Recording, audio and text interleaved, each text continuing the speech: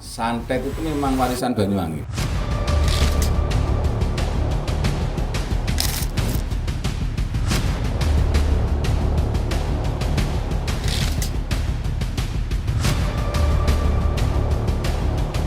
Cuma ada salah arti ya. Jadi aslinya santet ini adalah artinya mesisan kantet.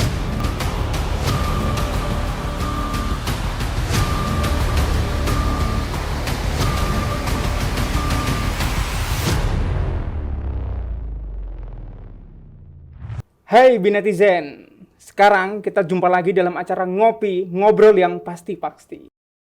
Banyuwangi dekat sekali dengan julukan kota santet. Apa sih santet? Apakah benar santet itu warisan dari kota Banyuwangi?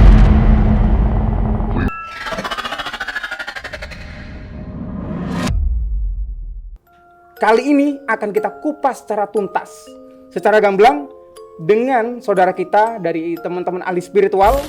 Langsung saja kita sapa Mas Dian, Kang Dian. Ya, Assalamualaikum warahmatullahi. Nah, perkenalkan, alhamdulillah saya diundang di sini untuk memperkenalkan spiritual ya.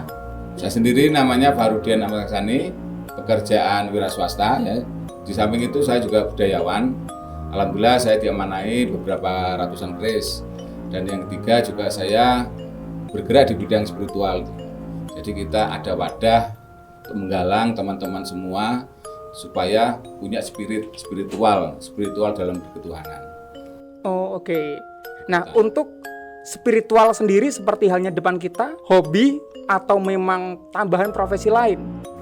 Ya, sebenarnya cenderung ke hobi. Ya, hobi ya? Hobi, terus saya kok pengen melestarikan budaya-budaya leluhur kita. Budaya bangsa kita yang umurnya ada yang ratusan tahun ya, mulai zaman kerajaan dulu, bahkan sebelum ada kerajaan. Jadi itu masih utuh ternyata. Nah, saya sebagai anak bangsa terpanggil untuk nguri-nguri budaya. Benar. Ngomong-ngomong soal Banyuwangi, nah tadi untuk awal tadi kita singgung namanya santet. Sempat saya touring beberapa kota, tanya, Mas dari mana? Dari Banyuwangi. Wih, serem.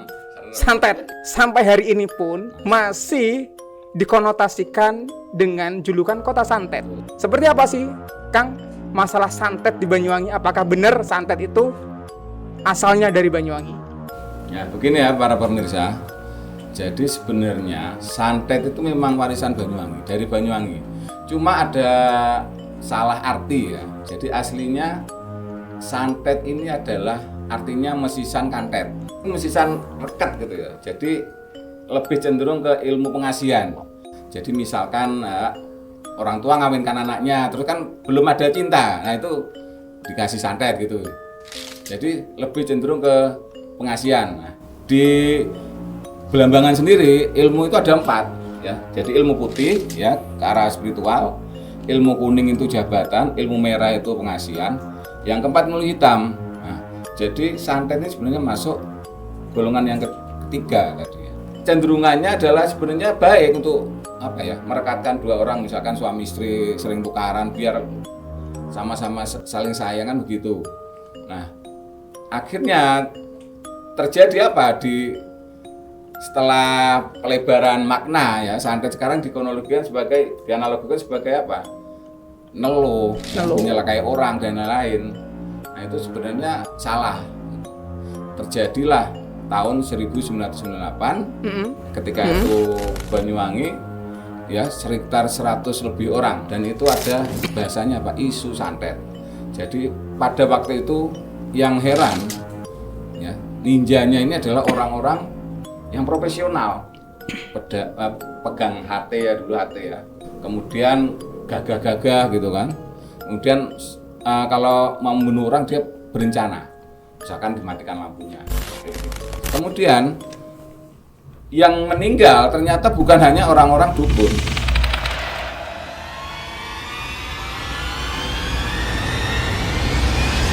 Jadi termasuk ulama, termasuk guru, tokoh.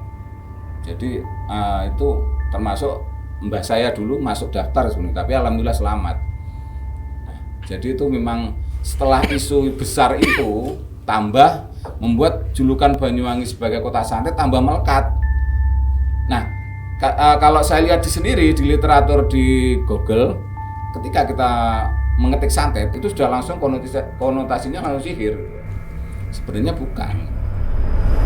Inilah nanti yang kita biar masyarakat ini tahu. Sebenarnya santet itu memang dari Banyuwangi, tapi bukan untuk mencelakai orang,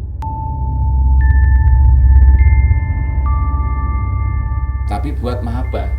Nah, jadi ilmu pelet lah. Santet, mesisan ketet. Santet. Maksudnya di situ biar raket. Biar raket, Biar tambah sayang gitu. Cuma ada beberapa oknum di situ dikonotasikan menjadi hal-hal yang negatif. Padahal antara santet, kalau kita ambil dari Kang Dian ngomong tadi, netizen, santet dan sihir itu berbeda. Nah, bedanya santet dan sihir itu apa? Ya, monggo. Apa sih bedanya santet sama sihir, Kang? Ya, kalau santet itu lebih cenderung untuk pengasihan tadi ya. Jadi pengasihan ini juga ada beberapa, Kang Rio. Ada yang kalau di Banyuwangi dianalogikan dengan tari jaran goyang. Jadi ceritanya seorang laki-laki yang pengen suka sama perempuan lalu ditolak. Kemudian laki-laki ini menggunakan jaran goyang, akhirnya perempuan tadi katut ya. Jadi semacam itu. Santet itu sebenarnya untuk membuat orang suka. Pengasihan. Kalau Mesisan ketet. Oke. Sihir lebih ke arah kalau ilmu hitam ya. Jadi lebih mencelakai orang. Ya misalkan Mas Rio tidak suka sama orang, kemudian pergilah ke dukun biar orang itu sakit lah atau tidak betah di rumahnya dan lain-lain. Kebanyakan memang untuk mencelakai orang supaya itu tadi orang itu ada yang nggak suka, misalkan ada sakit, dendam biasanya ya, dendam. Sekarang gitu. Bayangkan paku dikirim ke perut ya, memang secara logika nggak mungkin sekarang, tapi jangan salah ya, mulai zaman Gajah Mada ya, Mojopahit itu kan luas. Nah, beliau Gajah Mada ini kalau ngirim makanan itu cuma dari sini aja, dari Majapahit. Jadi pakai ilmu teleportasi namanya. Diajarkanlah kepada anak buahnya, tentaranya. Nah, tentaranya ini ada yang ngelidis ya bahasa Indonesia. Iki nasi aja bisa saya masukkan perut, apalagi paku. Itu yang analogi pertama. Analogi kedua, jadi sihir itu lebih jelasnya kalau dari hal yang kelihatan nyata ya, misalkan paku ya nyata, kemudian dikirim itu dalam bentuk gaib. Nah nanti sampai di misalkan perut ya nyata lagi, jadi ada perpindahan energi dari wujud. Nah ini analoginya kalau sekarang kan tidak mungkin katanya. Analogi lagi siapa? Nabi Sulaiman. Ketika mau kedatangan Ratu Bilqis, ya kan? Ya. Kemudian anak buahnya menawarkan diri kan, saya bisa membawa singgasana Ratu Bilqis ke sini. Jin itu ya? Iya, ya golongannya jin dan lain-lain. Ada yang dalam waktu 1 hari, 1 jam, 1 menit. Terakhir ada yang cuma 1 kedipan mata. Iya benar itu. 1 kedipan mata, singgasana yang begitu besar pindah dalam jarak yang jauh. Jadi kalau dianalogikan memang kita tidak masuk akal, tapi kalau yang terjadi memang demikian. Itu hal yang gaib. Kadang memang di pikiran tidak nyambung, tapi memang itu terjadi. Karena benar. Di dalam Islam, di Quran sendiri jelaskan di Al-Baqarah itu ayat 2 insya Allah atau 3, orang-orang bertakwa itu adalah orang yang percaya kepada hal yang gaib. Jadi kita harus percaya, soalnya itu ada di samping kita dan sekitar kita. Ngomongkan masalah santet, ya kan? Ini apa saja sih medianya? Ya kalau medianya banyak. Banyak ya? Kebanyakan ya pakai ya ada yang rambut ya, paku, rambut, beling, hal-hal yang bisa merusakkan gitu. Itu kalau yang tindakan jarak jauh kan gitu yang kita. Tapi ada lagi yang lebih cenderung ke menghantam jiwanya orang itu. Misalkan kok murmur seneng ning arek iku kan gitu. Kok tiba-tiba suka sama orang itu. Terus kok tiba-tiba tidak betah di suatu tempat, itu juga suatu serangan-serangan sihir. Metodenya saat melakukan santet itu kayak gimana sih, Kang? Mungkin bisa dibantu jelaskan, Kang Dian? saya sendiri bukan santet. Oh, Tapi iya. saya tahu. Nanti Iya. pun santet. Patut digarisbawahi nih Bu netizen ya. Beliau ahli spiritual, bukan dukun santet ya. Jadi untuk media menyerang orang, kebanyakan sekarang pakai foto, Mas Rio. Pakai foto. Jarak jauh bisa, kita ke Amerika bisa, pakai foto aja cuma. Kalau dulu kan harus ambil amit ya, pakaiannya kan gitu. Kayaknya Harus ambil rambutnya. Sekarang udah enggak ibaratnya dunia gaib pun juga ada perubahan. oh gitu ya. Keren. Lagi. Ah, itu juga tergantung kehebatannya si dukunnya juga. Oh gitu. Kalau dukunnya ahli nggak pakai foto doang langsung sampai gitu. Langsung sampai ya. Nah, ada juga yang dukun awu kayaknya bisa sana tapi ternyata Nggak bisa. Oh tenan. ya jadi hati-hatilah nanti. Berarti selain teknologi yang di-upgrade ya, ilmu perdukunan juga, ilmu spiritual juga, Lebih sekarang canggih. lebih canggih lagi. Cukup pakai foto, itu bisa. Biasanya kan miliknya itu bisa rambutnya, kukunya, pakaiannya yang sering dipakai. Yang sering dipakai. Sekarang pakai foto. Bisa. Berarti kalah ya rudal-rudal dari luar negeri, rudal-rudal jelajah antar benua. Cukup pakai foto, gitu Ya. bisa masuk langsung. Wah ini aslinya ini kalau teman-teman militer juga dengar nih ya. Orang-orang spiritual bisa ditaruh di garda terdepan nih kalau nanti Cocok. menjaga NKRI gitu. Jadi sebelum mereka ngirimkan rudal, kita kirim dulu nih pakun di perut mereka gitu ya. Oke Kang, biasanya nih orang-orang yang terkena santet itu ciri-cirinya kayak gimana? Apakah mukanya abu-abu atau mukanya berubah jadi apa? Atau ada bintil-bintilnya, ada kutilnya? Itu bisa di Jadi Ini kan- yang diserang orang-orang sihir santet itu adalah jiwanya, Mas Rio. jiwanya. Jiwa itu ada di situ pikiran, ada perasaan ya. Jadi pikirannya wis gak karu-karuan pengen gini gak enak gitu kan. Rasanya juga gak karu-karuan. Jadi yang diserang memang di jiwanya. Jadi pikirannya dan lain-lain. Nanti pengaruhnya juga ke tubuh lainnya kan setelah itu.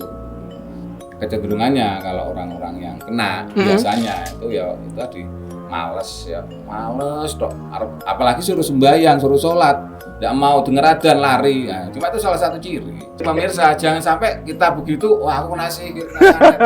Jangan. Oke. Jadi dianu dulu. Harus misalkan sakit ya, bisa aja sakit.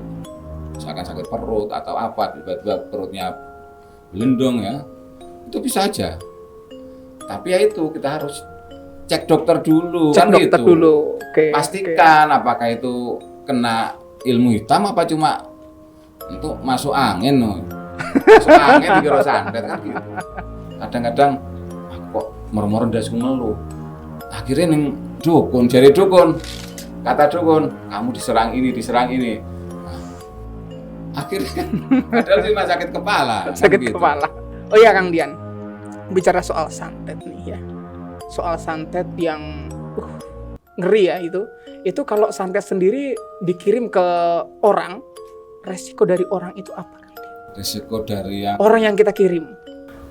rata-rata Itu gimana? mereka ada gangguan jiwa lah, jadi kayak nggak fokus kayak gitu. Jadi jiwanya kan memang sudah dikuasai, akhirnya ibaratnya semangat hidup itu nggak ada.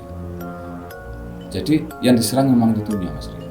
Jadi kita kembalikan, kita ajak dzikir, kita ajak untuk mendekat ke Tuhan biar kesadarannya itu tumbuh.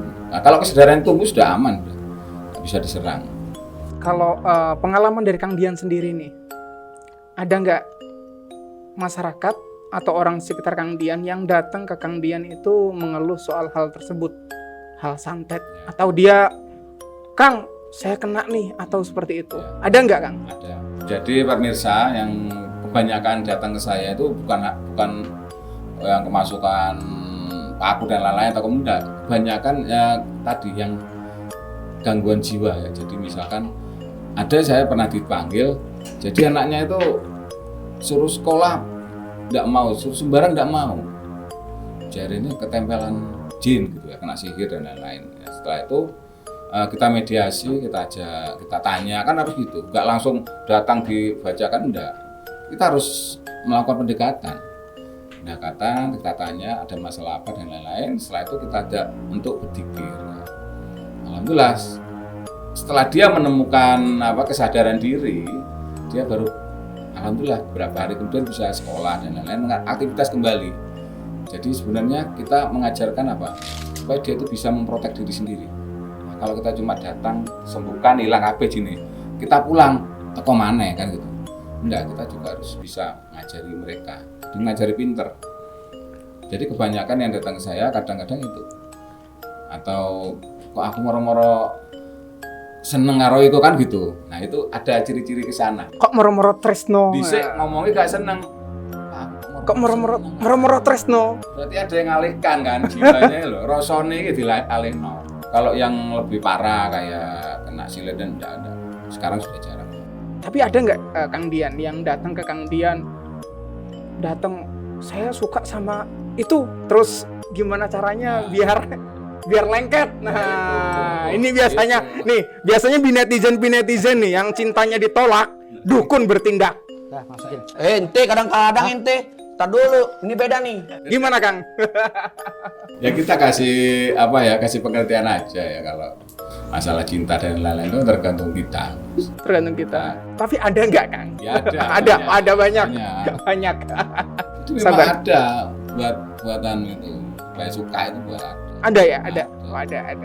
Itu ceritanya gimana? Mereka datang minta si dia suka sama saya atau gimana Kang? Kalau saya ngarakannya ke itu tadi. Kalau bahasanya kan kita nyambung ke orang itu pakai batin. Wis celukun batine.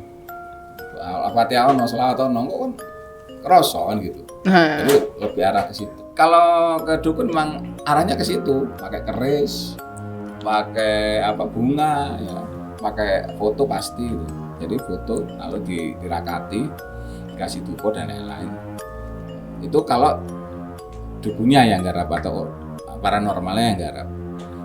Kalau kita ngajari pinter orang ya diajari orangnya langsung. Oh diajari. Nah diajari gimana ya, itu tadi batinnya. Oh batinnya, pakai doa gitu agar dia bisa berdoa sendiri, bisa meminta sendiri kan gitu. Jangan sekali-kali kalian nih ya, jangan sekali-kali netizen menghalalkan segala cara ketika kalian cintanya ditolak. Oke Kang Dian, kembali lagi nih kita melihat di sini ya, teman-teman yang ada di rumah lagi penasaran nih sama keris-keris yang ada di depan saya.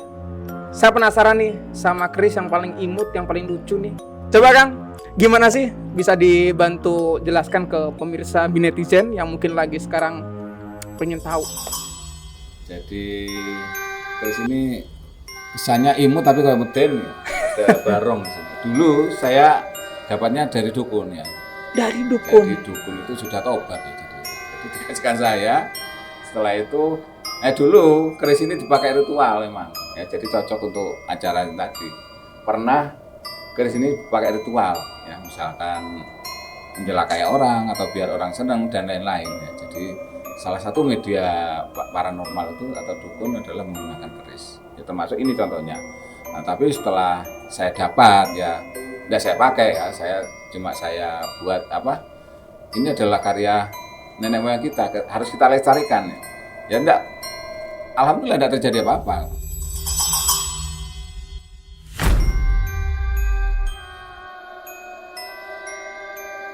Sebelum saya buka, saya kasih tahu cara ya, supaya kita nanti menghormati ya sebuah hasil karya nenek moyang kita, lalu kita. Jadi ada tata cara membuka keris, beda loh dengan membuka pedang ya yang di luar negeri dan lainnya. Cuma kalau keris luar biasa karena ada nilai spiritnya di sini. Gini caranya ya, yang pertama kita pegang, kemudian kita hadapkan ke atas. Nah, setelah itu gini salam ya, kita salam. Setelah itu kita buka. Cara bukanya dengan cara dibuka ya, rongkonya yang gerak ya, kerisnya tetap. Ketika kita buka baju. Jadi ini adalah keris semar ya. Semarnya ada dua, kiri kanan, semar manten. Ya, keris semar kebanyakan buat untuk pengasihan, ya. Jadi membuat orang senang, disukai orang dan lain-lain. Kemudian nutupnya sama ya, cara tadi ditutup dulu, lalu dibunyikan. ini namanya keris Nogososro ya. Jadi keris Nogo itu banyak macamnya. Golion, Nogososro, Nogorojo dan lain-lain, Nogosuluman. Nah ini yang paling tinggi adalah kelasnya Nogososro ya. Ciri-cirinya loopnya 13. Ini loopnya 13. Ini kebanyakan fungsinya untuk wibawa.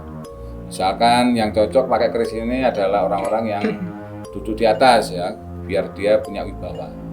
Bahkan dulu raja yang memegang.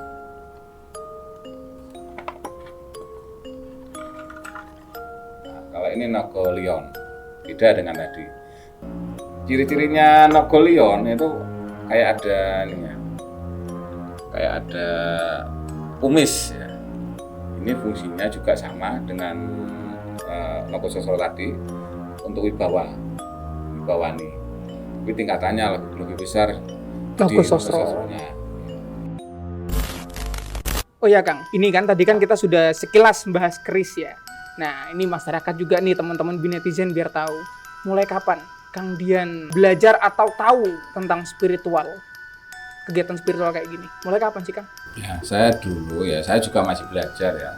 Ingat kita semua jangan pernah merasa bisa, semua masih belajar. Kita terus belajar ya, sampai kata Rasul sendiri, belajarlah sampai di negeri Cina. Bahkan belajar sampai mati ya, sampai kita tidak punya nafas belajarnya. Awalnya saya tahun 2009 ya, ikut almarhum Pak Haji Slamet Utomo di Penataban. Situ diajari patrap ya, jadi kita bagaimana kita kenal Allah, bahkan sambung ke Allah, membuka spiritual kita. Selama ini kita tidak kenal, kita sholat atau kita melakukan apapun, ibadah apapun, tapi kita nggak kenal tujuannya kemana. Katanya ke Allah tapi tidak kenal Allahnya. Nah, alhamdulillah saya diberi hidayah di situ. Jadi kita benar-benar dikasih ilmu untuk ke Tuhan. Berarti dimulai sekitar tahun 2009. Apakah sebelumnya Kang Dian ini barangkali ada nih keturunan dari mungkin orang tua Kang Dian ataupun sesepuh Kang Dian ahli spiritual? Ya alhamdulillah. Saya adalah mbah saya itu dulu asli Cirebon dan dia adalah keturunan ke-21-nya Sunan Gunung Jati. Sunan Gunung Jati. Kalau di arah belah itu ada juga yang di daerah Daleman kemarin alhamdulillah ketemu jangka saya seorang ahli spiritual juga, Ustadz Abu Hasan ya, daerah Kedalaman. Beliau juga dulu mengenalkan spiritual atau dikir ya, bahasa saya dikir. Pernah nggak Kang Dian kedatangan ini, biasanya kita ngomong pasien ya, atau klien atau seseorang, pengalaman Kang Dian di situ susah sekali untuk disembuhkan. Pengalaman Kang Dian yang luar biasa. Ya, jadi begini pemirsa. Jadi saya ini tugasnya di bagian spiritual itu cuma memberikan ya. Jadi buka biar orang itu lebih kenal Tuhannya gitu kan. Jadi saya cuma ngajari toh. Masalah kepahaman atau berhasil tidaknya itu semua Allah. Semuanya Allah. Karena jelas ayatnya ya, Rasulullah sendiri diingatkan sama Allah, hai Muhammad, sekali-kali kamu tidak akan bisa memberi petunjuk orang yang kamu sayangi. Akulah yang berhak memberi petunjuk itu, kata Allah. Setelah itu yang ketiga, dan aku tahu orang yang mau menerima petunjuk. Nah, di sini poin ketiga ini jenengan pemirsa catat semua. Ketika kita mau ya niat, pasti akan ditunjukkan jalan oleh Allah. Nah, yang datang ke kita kadang ya amit aja ya, ada yang memang sungguh-sungguh, ada yang memang karena faktor permasalahan ekonomi dan lain-lain. Akhirnya mereka tidak ngejar Tuhannya, ngejar masalahnya itu tadi, kok nggak selesai saya belajar kan gitu. Padahal kita kan ke Tuhannya gitu. Tuhan itu dekat. Jadi pemirsa sekalian, dalam berspiritual yang pasti harus kita pegang, kita niat tadi. Kalau kita niat memang untuk mendekat atau datang ke Allah, pasti insya Allah karena sudah jelas ya. Kang Dian tapi pernah ya datangi orang yang kena santet tuh pernah Kang ya? Ya. Pernah. Itu kayak gimana saat datang ke Kang Dian? Ya, pemirsa, jadi kalau orang-orang bisa merasakan energinya sudah berbeda. energi orang kena santet itu tidak. Jadi kalau ini kita belajar masalah energi ya, doyo. Jadi kalau kita belajar doyonya lebih cenderung ke arah yang panas ya. Jadi udah kelihatan itu. Jadi Ciri-ciri fisiknya kan? ciri fisiknya ya itu tadi ya, linglung dan ngomongnya enggak aturan sudah. Kayak orang gimana ya, ngelamun. Dia ngomong enggak mau. Nah, itulah proses kita untuk menyadarkan dia supaya dia sadar. Sadarkan terus dengan zikir dan lain-lain sampai dia nanti timbul kesadaran diri. Setelah sadar diri baru kita bisa lebih. Oke. Bagaimana caranya agar kita tidak mudah terkena oleh hal-hal yang tanda kutip katanya santet atau sihir itu? Ini gimana Kang? Kiat-kiatnya kayak gimana Kang? Jadi kiatnya untuk menangkal sihir itu adalah dengan kita mendekat ya kepada Allah, kepada Tuhan kita. Ya, karena dengan kita dekat ke Allah, maka energi-energi negatif otomatis akan menjauh.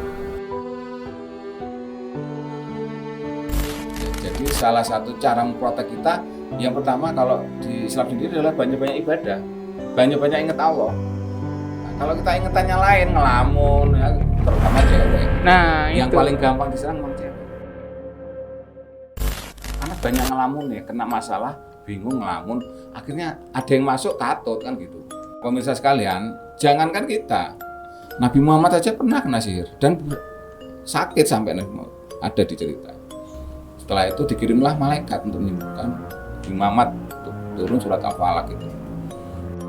Berarti semua orang berpotensi terkena tanda kutip ya binetizen seperti sihir ataupun santet.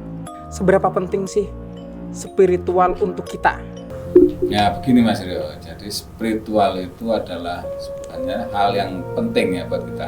Karena dari spiritual itu kita bisa menemukan arti hidup kita. Makna hidup itu kayak apa sih? Hidup ini loh bukan cuma berjalan, kita bangun, kerja atau sekolah atau kuliah, setelah itu pulang capek, tidur lagi, main sama teman-teman, kan berlalu begitu saja kan, tidak ada yang berkesan. Padahal Allah menurunkan kita manusia ini sebagai khalifah, ada tujuan hidupnya. Nah tujuan hidup itu diperoleh dari kita berspiritual. Kalau di dalam Islam sendiri dzikir tadi, ya. Jadi Kang Rio, saya jelaskan di sini, dzikir itu ada 3 kan, secara lisan, ya, diucapkan. Setelah itu dengan hati, ya, dengan hatinya diresapi, setelah itu dipadukan, lalu sampai yang ketiga dengan batin. Batin ini kita sudah sambung dengan yang kuasa. Jadi kita diam aja sudah ada yang menggerakkan, itu sudah sambung bahasanya. Nah, dari itulah nanti kita terus berinteraksi dengan Tuhan sampai benar-benar kenal siapa Tuhannya, sampai memperoleh. Jadi logikanya begini, kalau kita dekat dengan Tuhan, dan Tuhan maha energinya maha tinggi kan, maka kita akan mendapatkan energi ini dari Tuhan ini. Letak spiritualitas tadi lebih cenderung kepada ketuhanan. Dengan kita mendekat Tuhan, maka kita terus diterangi, diberi petunjuk.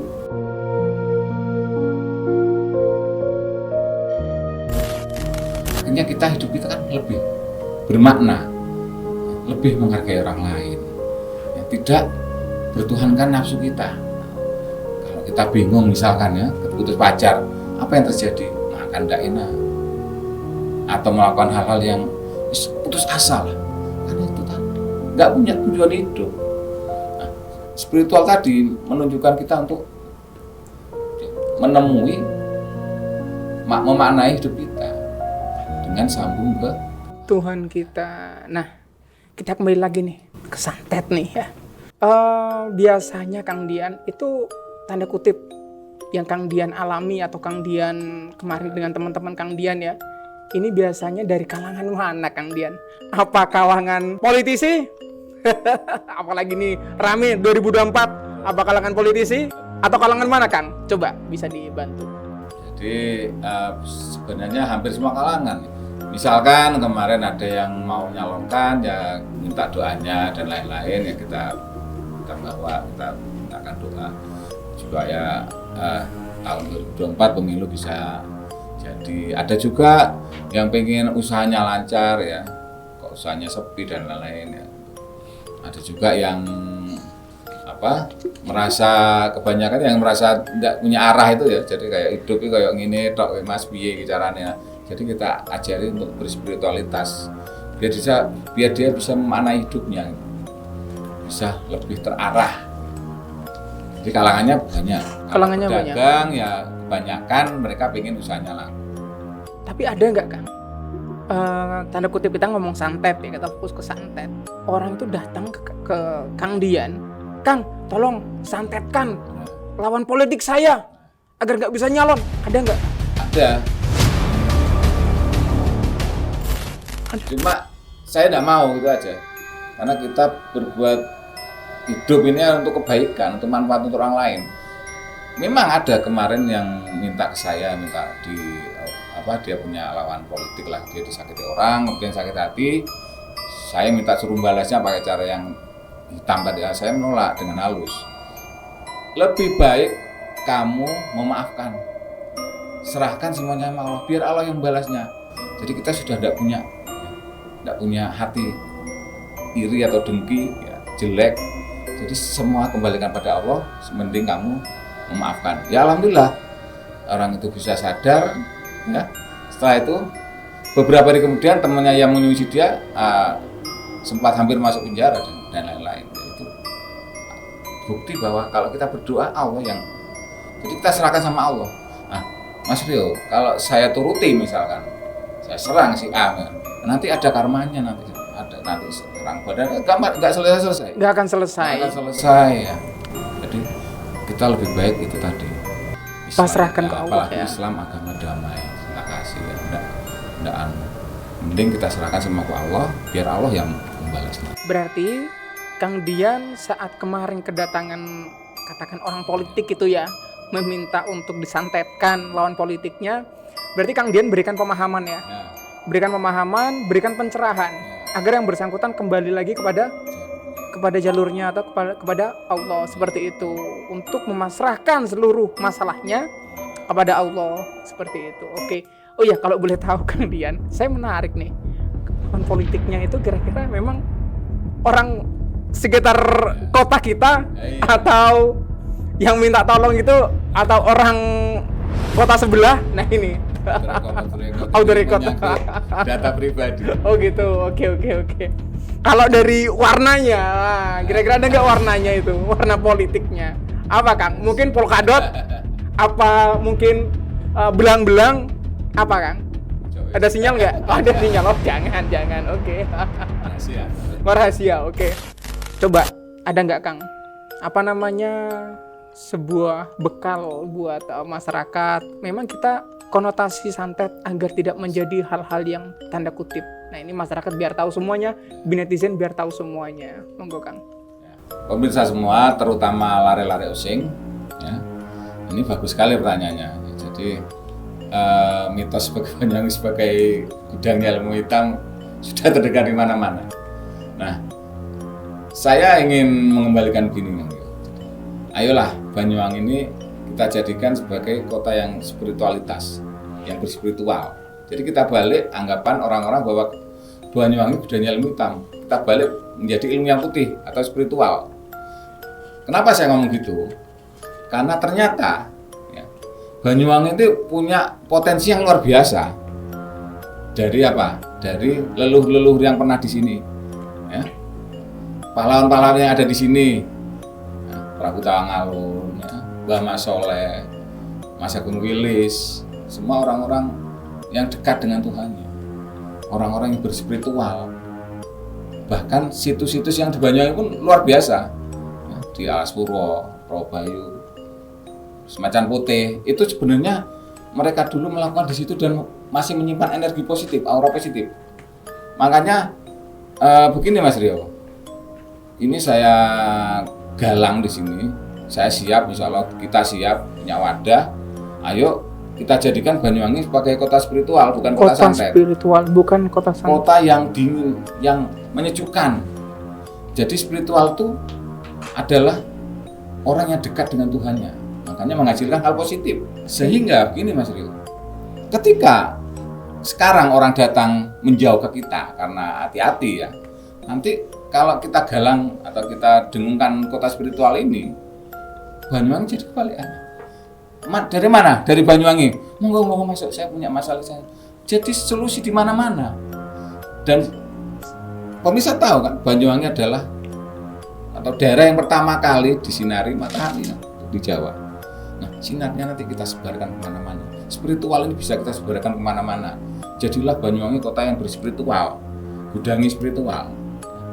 Nanti saya ini di Bina TV sebagai corong juga bisa, nanti misalkan kerjasama dengan desa-desa, kita gali potensi daerahnya, kita gali potensi spiritualnya, biar kita di mana-mana. Nanti aparat pemerintah ya juga bisa kita ajak ya untuk situs-situs yang sekarang beredar dibangun kembali, minimal jalannya digampangkan dan lain-lain, sehingga semua menjadi satu. Nanti terciptalah orang-orang Banyuwangi yang berspiritual, guru yang berspiritual, dokter yang berspiritual, ya kan, mahasiswa yang berspiritual, dan semua itu dalam satu rangka kebaikan. Nah, Kang, dari teman-temannya Kang Dian nih, yang kemarin katakan tanda kutip menjadi dukun, ya, jadi dukun.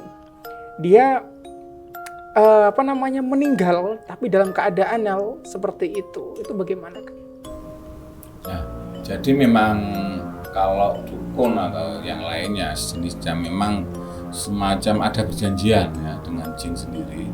Jadi ibaratnya saya mau ngelakoni perintahmu tapi aku turut tono, jadi ada perjanjian. Perjanjian yang kalau itu dilakukan oleh sang dukun maka arahnya ke syirik. Dia bersekutu dengan selain Allah, kan gitu. Nah, memang secara duniawi orang ini akan sukses. Suksesnya dalam artian apa? Dia bisa ngabulkan apa, proyek atau apa, karena dibantu oleh pasukannya jin kan.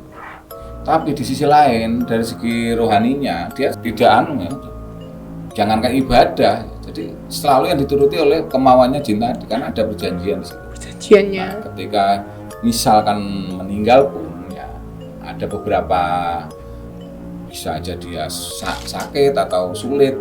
Yang kedua, ya nanti dia kembalinya bukan ke Allah tapi ke jin itu. Bukan innalillah. Kembalinya bukan innalillah tapi ke jin. Makanya di sini di spiritual kita mengajarkan untuk innalillah, kembali ke Allah. Innalillah kan kembali ke Allah. Sehingga nanti pemirsa meninggal sudah tahu jalannya. Kalau orang tidak tahu, misalkan meninggal, apa yang dipikirkan coba? Harta saya, anak-anak saya bagaimana, dan lain-lain. Itulah nanti yang kita. Jadi terutama tadi, yang kalau sudah ada perjanjian, maka sulit, meninggalnya sulit, dan ketika meninggal pun nanti pasti akan kena murkanya Allah, karena syirik adalah dosa terbesar, menyekutukan Allah. Dosanya ada main-main, dia memang benar di dunia senang-senang bisa semua, tapi di akhirat padahal dunia cuma berapa tahun. Nah, Kang, katanya Kang Dian tadi kan ada perjanjian. Nah, antara si dukun dengan makhluk gaib itu. Nah, itu perjanjiannya kayak gimana, Kang, biasanya, Kang? Dan juga biasanya apa sih yang didapat oleh si dukun itu ketika perjanjian itu terjadi dengan si makhluk gaib? Jadi yang pasti si dukun ini akan memperoleh banyak keuntungan. Misalkan contoh lah, misalkan kejarannya ngambil uang pakai tuyul lah, kan nyuruh tuyul nyari uang dan lain-lain, kan dapat harta. Atau contoh lain, misalkan dia seorang paranormal menangani kasus apapun dia sukses karena ada yang bantu pasukan gaibnya. Untuk apa? Jinnya sendiri dan lain, ya dukunnya harus manut sama jinnya kan gitu. Oh gitu. Harus sama-sama. Perjanjiannya kayak gitu. Sudah ada perjanjiannya sendiri-sendiri ya. Ada kontrak. Bahkan ada yang lebih ngeri. Apa, Kang? Bahwa satu syarat dari jin tadi kadang-kadang Quran suruh jadikan keset, taruh di kamar mandi atau ditulis pakai darah dan lain-lain. Jadi perjanjian yang memang membuat murka Allah sebenarnya. Karena bersekutu dengan selain Allah, dengan jin.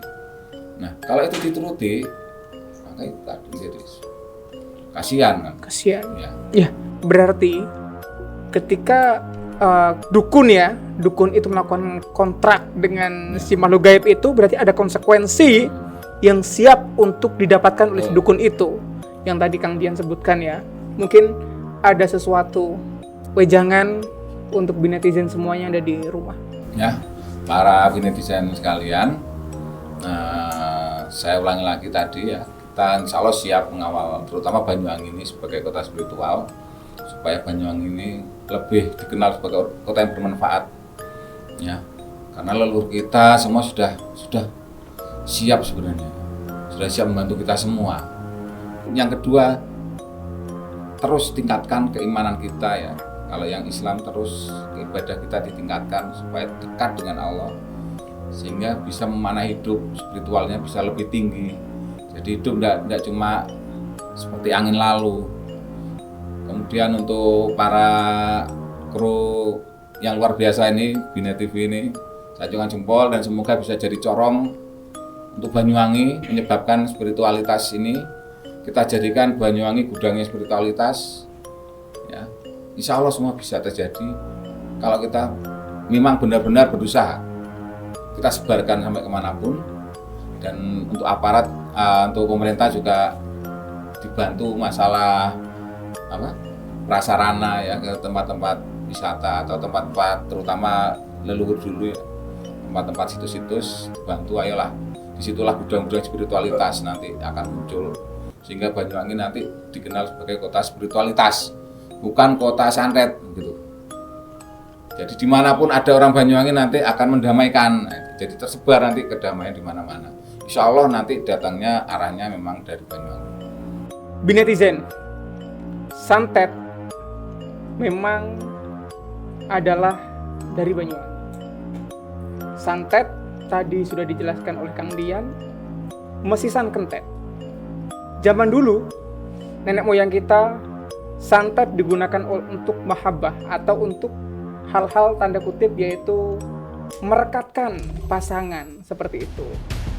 Seiring berjalannya waktu, santet dikonotasikan menjadi hal-hal yang negatif, di mana bisa mencelakai dan bisa menyakiti seseorang.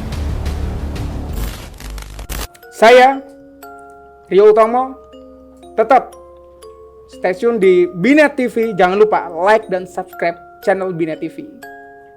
Terus saksikan di episode selanjutnya, ngopi, ngobrol yang pasti-pasti.